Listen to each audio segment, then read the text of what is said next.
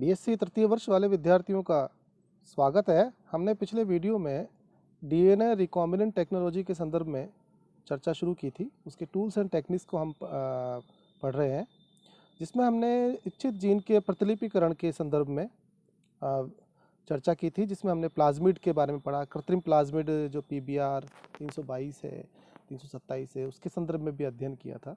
आज हम अन्य प्रकार के वाहक के बारे में चर्चा करेंगे। दरअसल किताब में टीआई प्लाज्मिड के बारे में दे रखा है, लेकिन टीआई प्लाज्मिड एज ए वाहक इस्तेमाल नहीं होता है। वो जीन स्थानांतरण के लिए एक वाहक का काम करता है, ना कि जीन प्रतिलिपिकरण के लिए वाहक का काम करता है। तो वो यहाँ पढ़ने की आवश्यकता नहीं है। हम बात करते हैं जीवाणुभोजी की। इसे भी वाहक के रूप में इस्तेमाल किया जाता है।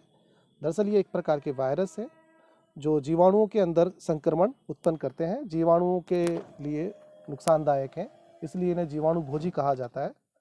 क्लोनिंग के लिए लैम्डा जीवाणुभोजी का बहुतायत से प्रयोग किया जाता है, क्योंकि इसका जो वाइल्ड टाइप है वो 50 kb तक लंबाई होता है, इसकी लंबाई होती है जीन की, और इसके बीच का भाग लाइटिक ग्रोथ की दृष्टि से आवश्यक नहीं होता। अतः इसे पृथक कर इसके स्थान पर लाइगेज द्वारा डीएनए, जो अपना इच्छित डीएनए, इच्छित जीन है जिसे हम प्रतिलिपि करना है, उसको आसानी से इसमें फिट किया जा सकता है।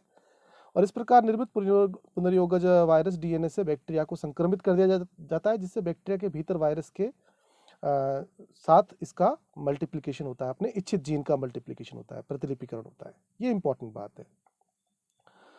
अच्छा, ये एक इम्पॉर्टेंट बात ये भी है कि ये लैम्डा जीनोम को हटाया जाने वाला स्थान सामान्यतः 15 से 20 kb लंबा होता है।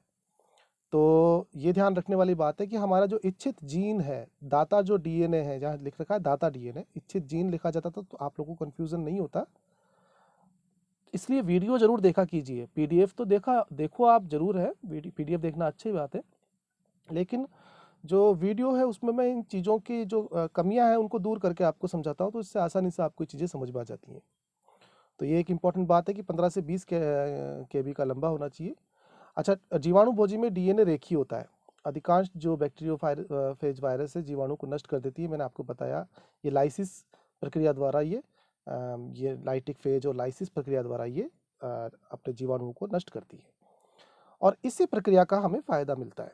दरअसल इसमें क्या होता है कि जो लाइजेनिक फेज जिसे हम कहते हैं, इस दौरान वायरस और जीवाणु के डीएनए आपस में मिल जाते हैं।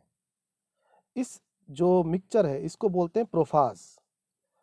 लाइजेनिक वायरसें अपने परपोषी जीवाणु को नष्ट नहीं करती, वरन उसके डीएनए के साथ अपने डीएनए को रेप्लिकेट करती चली जाती हैं। इससे परपोषी जीवाणु तो नष्ट नहीं होता, लेकिन उसकी कोशिका बैक्टीरियोफेज के प्रतिलिपिकरण के लिए एक फोटोस्टेट मशीन की तरह काम करना चालू कर देती है। और जब यदि जो हमारा यदि मान लीजिए जो बैक्टीरियोफेज का जो डीएनए है, जीन है, वो यदि रेप्लिकेट होता है, तो यदि हमने अपना इच्छित जीन उसमें ट्रांसफ़र कर दिया गया है तो वो भी रेप्लिकेट होगा। इस प्रकार से ये बहुत अच्छे तरीके से प्रयोग किया जाता है। आजकल M13 फेज का भी वायरस इस्तेमाल, जीवाणुभोजी का डीएनए भी इस्तेमाल किया जाता है। M13 फेज नाम है उसका।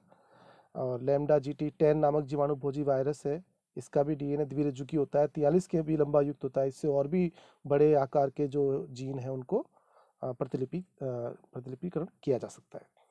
अब हम बात करते हैं, ये देखिए, पहले एक बार चित्र को देख लीजिए। इसमें किस प्रकार से ये ऊपर फेज डीएनए दे रखा है, और एक नॉट नेसेसरी पार्ट है उसको हम काट के इको R1 से काट देंगे।